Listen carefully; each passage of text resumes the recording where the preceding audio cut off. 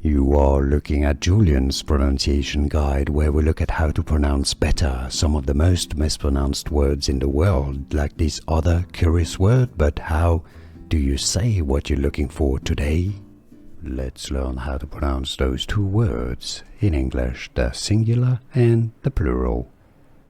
In English, the top word is from the calendar, month.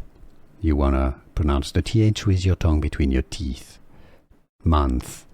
Now, the plural, you just add an S sound, S, and it's pronounced months. Months. So it is a little bit difficult to make because you have to have your tongue between your teeth and then produce the S sounds. Ts, ts. Months. Months. Alright, so singular, 1 month. 1 month, several months. There are 12 months in a year. Did you get this? Could you hear the difference? Was this useful? Let me know in the comments. Here are more videos on how to pronounce more confusing words and names too many mispronounced. Like this video if you found it useful. I appreciate your support. I'll see you soon and thanks for watching.